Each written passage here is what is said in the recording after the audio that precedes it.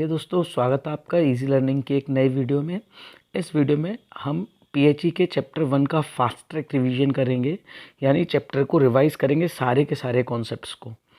ठीक है बच्चों, ये मेन चैप्टर नहीं है, मतलब आपको पहले चैप्टर एक बार रीड करना पड़ेगा, उसके बाद आप इस वीडियो को साथ के साथ सुनते जाओ, आपका चैप्टर 100% तैयार हो जाएगा। इस पर्पज़ से वीडियो शूट की जा रही है और आप तक अवेलेबल कराई जा रही है। फर्स्ट चैप्टर है बच्चों मैनेजमेंट एंड स्पोर्टिंग इवेंट्स। ठीक है, तो इसमें आते हैं हम कुछ क्वेश्चंस पर, जैसे स्पोर्ट्स इवेंट मैनेजमेंट के क्या काम होते हैं। स्पोर्ट इवेंट जो मैनेजमेंट होता है वो सबसे पहले काम करता है प्लानिंग का। प्लानिंग क्या होता है, क्या करना है, कैसे करना है, कब करना है, what to do, how to do, when to do को हम प्लानिंग कहते हैं। तो बेसिकली एक ये प्रोसेस है जिसमें हम एक ऐसा एक्शन प्लान बनाते हैं ताकि हम अपने गोल्स को अचीव कर सकें। ठीक है, तो ध्यान से समझिएगा, इसमें हम किसी भी ऑर्गेनाइजेशन के गोल्स, डिवीजन गोल्स, डिपार्टमेंटल या टीम गोल्स को अचीव करने के लिए क्या स्टेप्स करने वाले हैं, यानी ऑन गोइंग स्टेप्स को डिसाइड करते हैं। इसे हम प्लानिंग कहते हैं। दूसरा काम अगर इवेंट मैनेजमेंट टीम करती है, स्पोर्ट इवेंट मैनेजमेंट में होता है, तो वो होता है ऑर्गेनाइजिंग। ऑर्गेनाइजिंग का मतलब क्या होता है, जैसे मान के चलो आपके पास मल्टीपल पीपल और मल्टीपल रिसोर्सेज हैं, तो इन पीपल इन रिसोर्सेज को बांटना। क्यों बांटना? ताकि हम अपने गोल को अचीव कर सकें। इसको हम कहते हैं ऑर्गेनाइजिंग।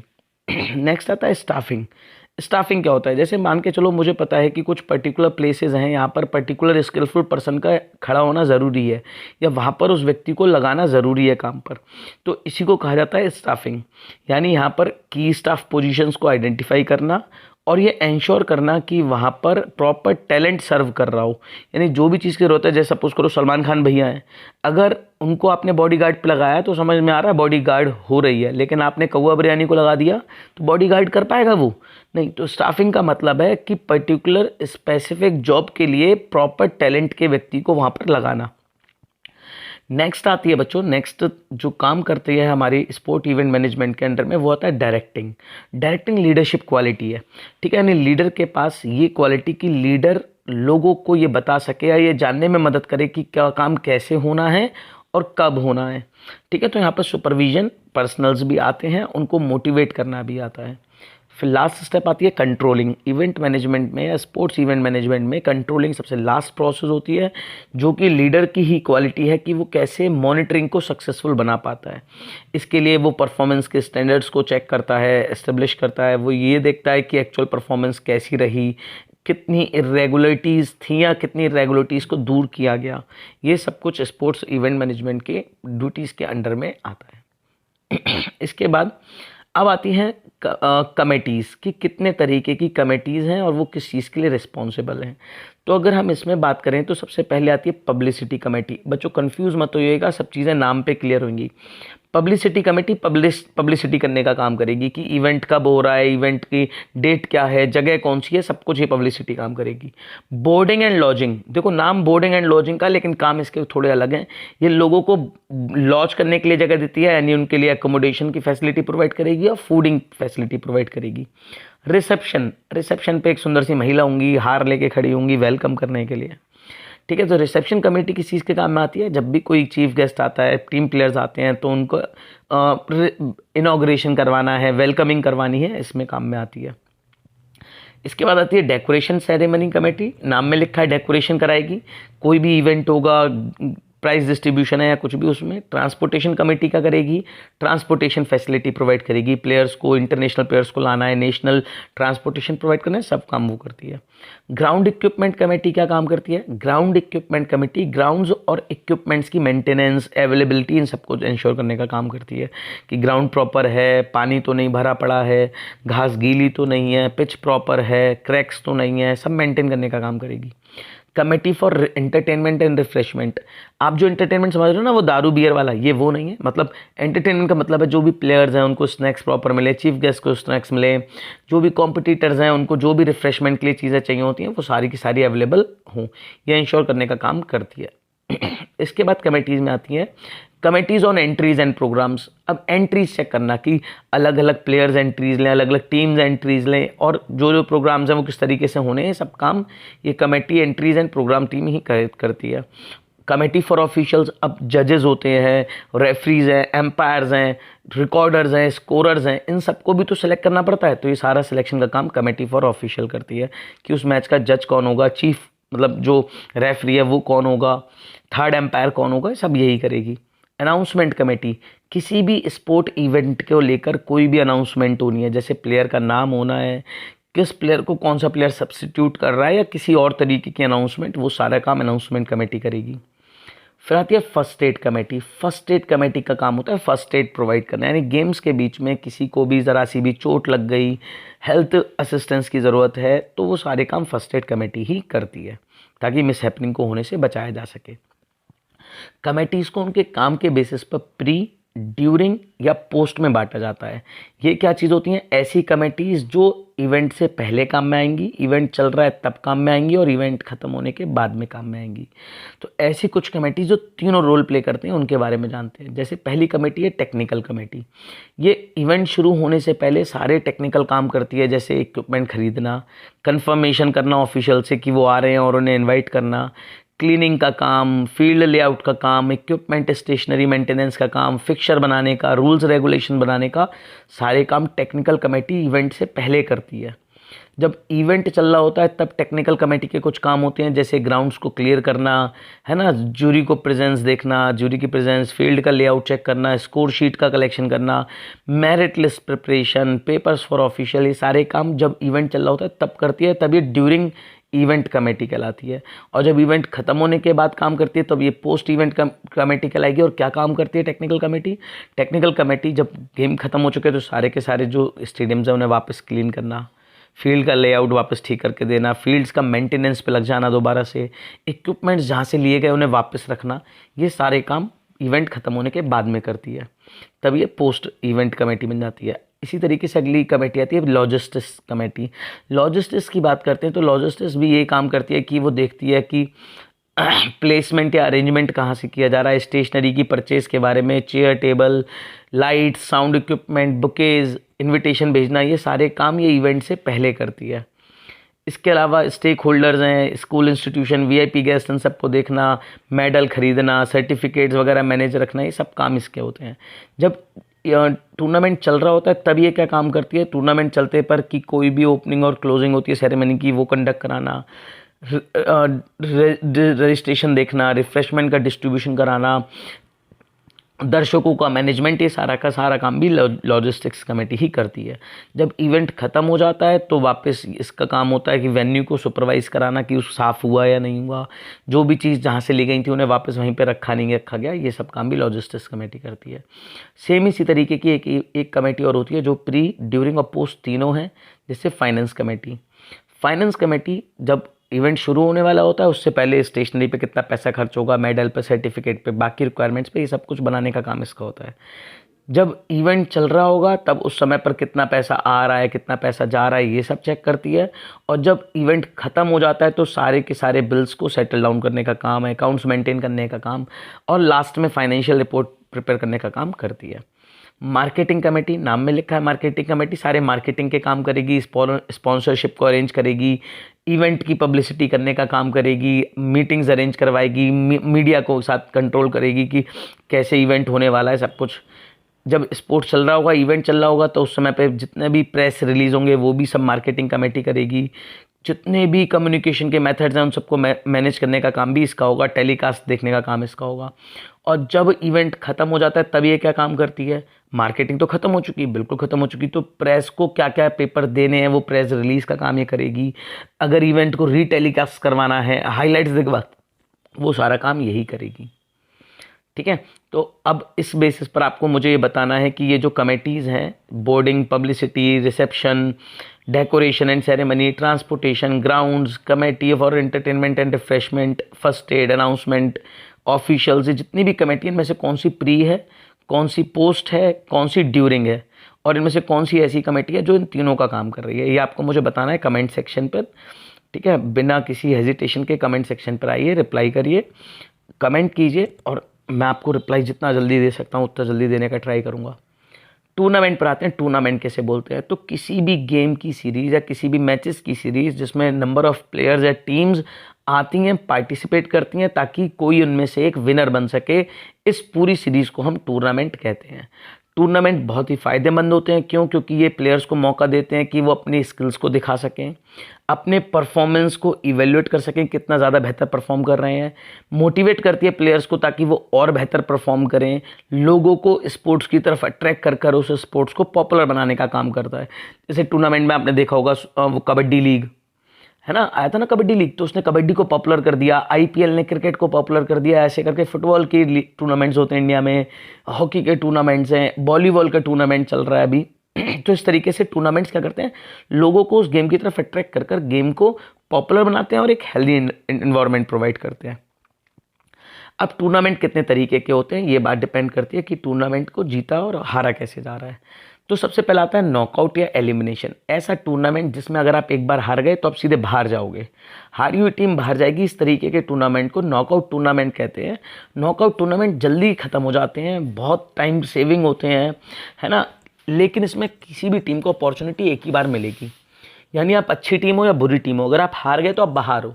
तो इसके कुछ नुकसान भी हैं। कभी कभी तुक्के की वजह से अच्छी टीम हार जाती है, तो ये नुकसान हो जाता है उसे। कभी कभी अच्छी टीम जल्दी बाहर निकल गई तो जो पूरा टूर्नामेंट है अब उसमें किसी का इंटरेस्ट नहीं बचेगा, ये एक बड़ा नुकसान है। अगला बड़ा नुकसान है, कभी कभी इसमें जो वेल डिज़र्विंग प्लेयर होता है वो ना जीत कर कभी कभी तुक्का चलकर नया प्लेयर जीत जाता है। यही इसके फ़ायदे भी हैं कि इसमें सबको इक्वल मौका मिलता है। आपके दिन, आपके लक के बेसिस पर आपके जीतने के चांसेस ज़्यादा रहते हैं, चाहे आप वीक प्लेयर क्यों ना सही, है ना। तो लीग, इसके बाद आता है अगला लीग या राउंड रॉबिन। नाम याद रखिएगा, लीग टूर्नामेंट को ही राउंड रॉबिन टूर्नामेंट कहते हैं। ऐसा टूर्नामेंट जिसमें कोई भी टीम सिर्फ एक मैच नहीं खेलती, वो दूसरी हर एक टीम के साथ एक एक मैच खेलती है। मान के चलो ये 5 टीमें हैं, तो ये वाली टीम इसके साथ भी मैच खेलेगी, इसके साथ भी मैच खेलेगी, इसके साथ भी मैच खेलेगी, इसके साथ भी मैच खेलेगी, चाहे हारे या जीते बात की बात देखा जाएगा। सेम ऐसे ये वाली टीम इसके साथ मैच खेलेगी, इसके साथ मैच खेलेगी, इसके साथ मैच खेलेगी। तो इस तरीके के टूर्नामेंट को हम लीग टूर्नामेंट या राउंड रॉबिन टूर्नामेंट के नाम से जानते हैं। ये इसमें टाइम बहुत ज़्यादा लगता है, कोई भी जल्दी हारता है या कोई जल्दी जीतता नहीं है। ये बेस्ट टाइप का टूर्नामेंट तब कहलाएगा जब हम देखें तो यहाँ पर हर एक प्लेयर को मैक्सिमम नंबर की अपॉर्चुनिटी मिले खेलने की, अपने आप को रिप्रेजेंट करने की, तो ये अच्छा है। लेकिन इसमें टाइम बहुत ज़्यादा लगता है, जीत हार जल्दी नहीं आती है। कभी कभी टूर्नामेंट इतने लंबे हो जाते हैं कि उनमें इंटरेस्ट भी ख़त्म हो जाता है। फिर आते हैं कॉम्बिनेशन टूर्नामेंट। ऐसे टूर्नामेंट्स जो कि ग्रुप के बेसिस पर या जोन के बेसिस पर खेले जाते हैं, तो उन टूर्नामेंट के लिए सबसे सूटेबल तरीका है वो है कॉम्बिनेशन टूर्नामेंट। जब नंबर ऑफ़ टीम्स बहुत ज़्यादा हैं शुरू में, तो हम क्या कराएंगे, यहाँ पर नॉकआउट करा लेंगे। नॉकआउट के बाद में अब टीम हो गई कम, तब हम यहाँ क्या कराएंगे, तब हम यहाँ पे राउंड रॉबिन या लीग टूर्नामेंट करा लेंगे। तो नॉकआउट और राउंड रॉबिन को जोड़ दिया तो भी कॉम्बिनेशन हो गया, नॉकआउट को नॉकआउट के साथ जोड़ दिया तो भी कॉम्बिनेशन हो गया, लीग को लीग के साथ जोड़ दिया तो भी कॉम्बिनेशन हो गया, पहले लीग रख लिया बाद में नॉकआउट रख लिया तब भी कॉम्बिनेशन हो गया। तो कॉम्बिनेशन टूर्नामेंट 4 तरीके के होते हैं। इन 4 तरीकों में से सबसे पहला जो तरीका है वो आता है नॉकआउट कम नॉकआउट, फिर league cum league, knockout come league and league cum knockout. जैसे अगर हम बात करें हमारा जो वर्ल्ड कप है, वर्ल्ड कप किस तरीके का टूर्नामेंट होता है। वर्ल्ड कप में शुरू में लीग होता है, हर टीम को खेलने का मौका मिलता है, नंबर ऑफ मैचेस। जब क्वार्टर फाइनल में आ जाते हैं तब वो नॉकआउट बन जाता है, तो ये कहलाता है लीग कम नॉकआउट। आईपीएल भी बिल्कुल सेम ऐसा है, लीग कम नॉकआउट। शुरू में लीग चलेगा, बाद में क्वार्टर फाइनल्स के बाद नॉकआउट चलेगा, क्वार्टर फाइनल, सेमीफाइनल और फाइनल नॉकआउट चलता है। ठीक है, तो ये कॉम्बिनेशन टूर्नामेंट कहलाते हैं। अब फिक्सचर कैसे ड्रॉ किया जाता है ये प्रोसीजर समझेंगे। तो जब टूर्नामेंट 2 तरीके के हैं तो फिक्सचर भी 2 तरीके का ही बनेगा।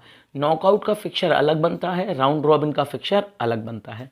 सबसे पहले समझते हैं फिक्सचर किसे बोलते हैं। तो फिक्सचर एक शेड्यूल है जिसमें टीम्स को अरेंज किया जाता है ऑर्डर वाइज, और ये शेड्यूल किया जाता है कि कौन सी टीम किस टीम के साथ में मैच खेलेगी। ठीक है, तो इस शेड्यूल को हम फिक्सचर कहते हैं। अब नॉकआउट टूर्नामेंट का फिक्सचर बनाते पर कुछ चीज़ें होती हैं जो हमें चाहिए होती हैं। नॉकआउट टूर्नामेंट वो टूर्नामेंट है जिसमें टीम हारेगी और बाहर चली जाएगी। तो इसमें कुछ काम की चीज़ें, उन्हें क्या बोलते हैं। जब सबसे पहले समझते हैं बाईज।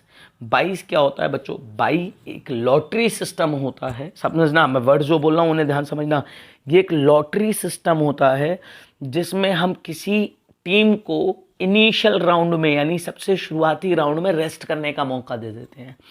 यानी पहली राउंड में वो टीम जो पार्टिसिपेट नहीं करेगी, कंपटीशन नहीं होगा उसका किसी भी साथ में, तो इस रेस्ट को हम बाई कहते हैं। बाई की ज़रूरत हमें तब पड़ती है जब किसी भी टूर्नामेंट में जो दी हुई टीम्स हैं वो 2 की पावर में ना हो, यानी 2, 4, 8, 16, 32, 64 इस नंबर में अगर टीम्स नहीं हैं तब हमें बाई देने की ज़रूरत पड़ती है, ताकि आगे जाने वाले क्वार्टर फाइनल सेमीफाइनल्स में टीम सिर्फ और सिर्फ इवन नंबर्स में पहुंचे। ठीक है, जैसे मान के चलते हैं हमारे पास 6 टीम है, अगर 6 टीम के मैच कराए जाएंगे तो 3 टीमें पहुंचेंगी ना सेमीफाइनल में, और 3 टीम सेमीफाइनल में मैच कैसे खेल पाएंगी। तो इसीलिए हमें बाई देने की ज़रूरत इसलिए पड़ती है ताकि आगे आने वाले क्वार्टर फाइनल सेमीफाइनल्स में जो टीम्स हैं वो इवन नंबर में पहुंचे और इस तरीके से फाइनलिस्ट को चुना जाए। तो शुरू में कुछ टीम को रेस्ट देने की प्रोसेस एक लॉटरी सिस्टम के द्वारा दिया जाता है, इसी को हम बाई कहते हैं। बाई हमेशा याद रखिएगा, बाई लॉटरी सिस्टम है, यानी हर एक टीम को अपॉर्चुनिटी मिलेगी बाई मिलने की, और जब फिक्सर बनाया जा रहा होता है तो बाई को इस अकॉर्डिंग रीअरेंज किया जाता है कि अपर हाफ को और लोअर हाफ को दोनों को बाई बराबर मिले। ये वाली जो वीडियो है, इस वाली वीडियो में मैं सिर्फ आपको थ्योरेटिकल चीज़ें समझा रहा हूँ। बाई बनाने का जो फिक्सर बनाने का तरीका है, चाहे स्टेयरकेस मेथड हो, साइक्लिक मेथड हो या नॉकआउट का हो, वो तीनों ही मैं आपको नेक्स्ट में समझाऊंगा। अगली चीज़ आती है बच्चों सीडिंग। सीडिंग किसे कहते हैं? अब सीडिंग में क्या होता है, मान के चलो 2 अच्छी टीमें हैं, ये इंडिया ये पाकिस्तान। अगर इंडिया और पाकिस्तान दोनों टीमें पहला मैच खेलने वर्ल्ड कप का और इन दोनों में से कोई एक टीम बाहर निकल जाए, तो क्या वर्ल्ड कप इंटरेस्टिंग रहेगा? बिल्कुल नहीं रहेगा। बहुत सारे दर्शक वर्ल्ड कप देखना बंद कर देंगे। इंडिया बाहर निकल गई तो इंडिया के दर्शक नहीं देखेंगे, पाकिस्तान बाहर निकल गई तो पाकिस्तान के नहीं देखेंगे।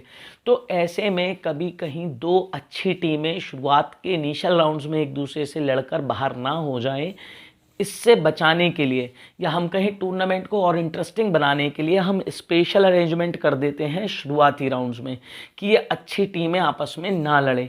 इसी को हम बोलते हैं सीडिंग। ठीक है, तो सीडिंग कैसे की जाती है? जैसे मान के चलो ये हमने बनाया अपर हाफ और लोअर हाफ की लाइन, ये हो गई अपर हाफ की टीम इधर की तरफ और ये हो गई लोअर हाफ की टीम इधर की तरफ। तो हम क्या करेंगे, एक अच्छी टीम को अपर हाफ के सबसे ऊपर रख देंगे, एक अच्छी टीम को लोअर हाफ के सबसे नीचे रख देंगे। तो अब शुरुआती राउंड्स में इन दोनों टीमों के आपस में कोई भी मैच नहीं होंगे। तो इसी स्पेशल अरेंजमेंट ऑफ टीम्स को हम कहते हैं सीडिंग। एक टर्म और आती है, वो होती है स्पेशल सीडिंग। वो क्या होता है, जब मान के चलो लास्ट ईयर का कोई विनर है, अगर वो शुरुआती राउंड्स में हार गया तो टूर्नामेंट बिल्कुल भी इंटरेस्टिंग नहीं बचेगा। तो ऐसी कंडीशन में उस स्पेशल प्लेयर को या उस स्पेशल टीम को डायरेक्टली क्वार्टर फाइनल, सेमीफाइनल या फाइनल तक पहुंचा देने के प्रोसेस को कहा जाता है स्पेशल सीडिंग। जैसे WWE में आपने देखा होगा, रेसलमेनिया में मेन इवेंट में जो फाइट होती है वो उसके पास होती है, उसकी फाइट होती है जिसके पास बेल्ट होती है पहले से। ठीक है, बाकी सारे प्लेयर्स उससे पहले क्वालिफाइंग मैच लड़कर आते हैं, रॉयल रंबल लड़कर आते हैं, तब जाके रेसलमेनिया में लड़ते हैं। जबकि जिसके पास बेल्ट होती है वो डायरेक्ट रेसलमेनिया लड़ता है। ऐसा क्यों? क्योंकि जिसके पास बेल्ट है, अगर वो सपोज करो पहले ही हार गया तो रेसलमेनिया को देखने आएगा कौन? तो इस प्रोसेस को बोलते हैं स्पेशल सीडिंग। ठीक है बच्चों, इसके बाद स्पेशल सीडिंग मैंने आपको समझा दिया। फिक्सर, ये स्टेयरकेस और साइक्लिक कैसे बनते हैं सब अगली वीडियो में समझाऊंगा। इसके न्यूमेरिकल फॉर्मूलाज के साथ समझाऊंगा कि न्यूमेरिकल फॉर्मूला क्या होता है, अपर हाफ लोअर हाफ में टीम कितनी बांटी जाएंगी, नंबर ऑफ मैचेस कैसे निकालते हैं, नंबर ऑफ राउंड्स कैसे निकालते हैं। इस वाले में हमें सबसे काम की चीज़ आती है, जो लास्ट टॉपिक रह गया, वो है कि कैसे डिसाइड करेंगे राउंड रॉबिन में कि कौन टीम जीती है, यानी लीग टूर्नामेंट में कोई टीम कैसे जीती, इसे कैसे निकालेंगे। ये एक इंटरेस्टिंग क्वेश्चन है, फॉर्मूला बेस्ड क्वेश्चन आएगा पेपर में आपके। हो सकता है डायरेक्टली फॉर्मूला पूछ लिया जाए, या हो सकता है आपको दे रखा हो मैचेस और आपको नंबर्स दे रखे हो, पूछा जाए बताओ कौन सी टीम जीतेगी। तो लीग टूर्नामेंट में हर एक टीम नंबर ऑफ मैच खेलती है, कभी कोई टीम बाहर नहीं निकलती। तो ऐसे में कौन टूर्नामेंट जीता है ये डिसाइड करना थोड़ा मुश्किल हो जाता है। इसके लिए 2 मेथड इस्तेमाल किए जाते हैं, एक है ब्रिटिश मेथड और एक है अमेरिकन मेथड। देखो बेटा, ब्रिटिशर्स अंग्रेज इंडिया से लगान मूवी में मैच हार चुके हैं। जब ये मैच हार चुके हैं तो इन्होंने कहा कि मैच हम हारे हैं तो हार जीत से कोई लेना देना नहीं है। इन्होंने कहा हार जीत से कोई लेना देना नहीं होगा, टीम के परसेंटेज पॉइंट्स निकाले जाएंगे कि किस टीम के पास कितने ज़्यादा परसेंटेज पॉइंट्स हैं। जिस टीम के पास ज़्यादा परसेंटेज में पॉइंट्स आएंगे वो टीम टूर्नामेंट की विनर होगी। ध्यान रखना, ये हारे हैं इसलिए इन्होंने विन को नहीं माना। इन्होंने कहा कोई टीम ने कितने पॉइंट अचीव करे, कितने मैक्सिमम पॉइंट्स ले सकती थी, मल्टीप्लाई 100। जैसे मान के चलो कोई टीम है जिसको 50 पॉइंट मिले, मैक्सिमम 100 हो सकते थे, मल्टीप्लाई 100 काट दिया, 50% आया, यानी उस टीम के पास 50% पॉइंट्स हैं।